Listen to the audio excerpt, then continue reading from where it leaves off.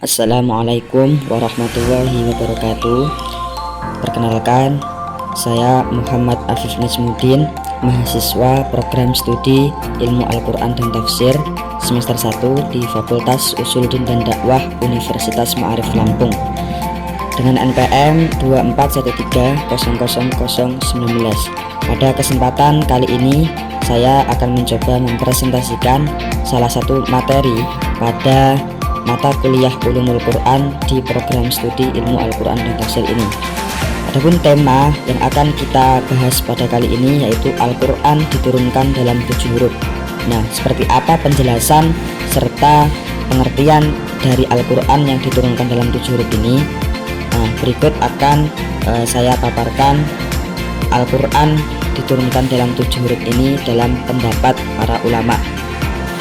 Oke, bisa dilihat ada 5 pendapat atau 5 qaul di sini yang akan saya terangkan tentang mendefinisikan Al-Quran yang diturunkan dalam 7 huruf. Yang pertama yaitu sab'atul lughah fil makna wahid, kemudian yang kedua sab'atul lughah fil Quran, yang ketiga sab'atu aujuh, yang keempat isyaratun fil Arab, kemudian yang kelima yaitu qira'atus sab'ah.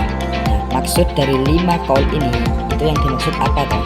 Kita akan bahas satu persatu mengenai 5 pendapat dalam mendefinisikan bahwasanya Al-Quran itu diturunkan dalam 7 huruf. Oke, pendapat yang pertama yaitu sab'atul lughah fil makna wahid. Apa yang dimaksud dengan 7 bahasa dalam satu makna? Bisa dilihat dalam teks bahwasanya 7 bahasa dalam satu makna itu ialah setiap lafaz dapat dipahami menggunakan 7 bahasa yang berbeda-beda. Ini merupakan pendapat dari Abu Ubaid Al-Qasim bin Salman yang kemudian dinilai kuat oleh Ibnu Atiyah.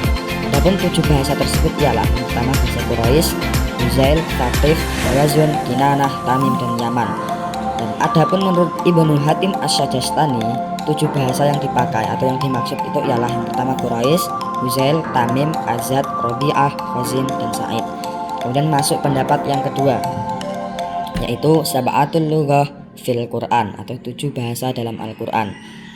Nah, sebagian ulama itu dalam mendefinisikan bahwasanya Al-Quran itu diturunkan dalam 7 huruf yaitu ialah dengan mendefinisikan bahwasanya di dalam Al-Quran itu terdapat 7 dialek atau 7 bahasa di dalam keseluruhannya. Yang kemudian 7 bahasa itu ialah yang pertama bahasa Quraisy, Huzail, Hawazun, Yaman, Thaqif, Tamim, serta Kinanah. Dan masuk pendapat yang ketiga yaitu sab'atu aujuh atau 7 tema dalam Al-Quran. Pendapat yang ketiga ini yaitu mendefinisikan bahwasanya yang dimaksud 7 huruf itu ialah 7 aspek atau 7 tema yang ada di dalam Al-Quran. Pendapat ini lebih menitik beratkan pada isi kandungan dalam Al-Quran yang memang terdiri 7 aspek, yang dimana 7 aspek tersebut ialah yang pertama al-amr atau perintah, an-nahi larangan, al-wa'du janji, al-wa'id ancaman, al-qisas cerita, al-jadal perdebatan, dan yang terakhir al-mithal atau permintaan. Kemudian masuk ke pendapat yang keempat dan yang kelima. Pendapat yang keempat itu ialah isyaratun fil Arab. Maksudnya adalah isyarah di dalam bangsa Arab. Apa yang dimaksud dengan isyarah tersebut? Yaitu yang dimaksud dengan isyarah tersebut itu pendapat ini mendefinisikan bahwasanya 7 huruf dalam Al-Quran itu hanyalah isyarah. Isyarah apa? Isyarah bahwasanya angka 7 yang dimaksud itu ialah dalam tradisi Arab itu dianggap sebagai angka yang sempurna atau angka yang sakral. Nah, dengan demikian bisa dikatakan bahwasanya Al-Quran itu ialah kalam Allah yang benar-benar sempurna tanpa ada cacat sama sekali. Kemudian pendapat yang terakhir itu yang dimaksud dengan 7 huruf atau sab'atu ahruf itu ialah qira'atus sab'ah atau 7 model macam bacaan. Nah, pendapat ini itu mendefinisikan bahwasanya yang dimaksud 7 huruf itu ialah qira'ah sab'ah atau 7 model bacaan yang bisa digunakan dalam membaca Al-Quran. Nah, akan tetapi banyak para ulama termasuk Imam Asy'im yang menganggap bahwasanya pendapat ini dihukumi dhaif, yaitu sangat lemah apabila dibandingkan dengan pendapat-pendapat yang lainnya. Nah, itu tadi 5 pendapat para ulama di dalam mendefinisikan bahwasanya Al-Quran itu diturunkan dalam 7 huruf atau sab'atu ahruf. Nah, kemudian referensi yang saya ambil dari presentasi atau dari paparan yang sudah saya paparkan tadi ialah yang pertama kitab Al-Itqan fi Ulumil Quran karya Imam Jalaluddin As-Suyuti.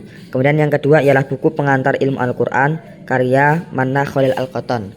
Kemudian yang terakhir yaitu kitab Al-Burhan fi Ulumil Quran karya Imam Az-Zarkashi. Nah, itu tadi paparan tentang Al-Quran itu diturunkan dalam 7 huruf menurut 5 pendapat para ulama, yang referensinya saya ambil dari 3 kitab atau 3 buku.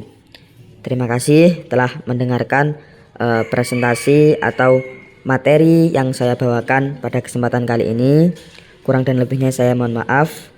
Wal afu minkum. Wassalamualaikum warahmatullahi wabarakatuh.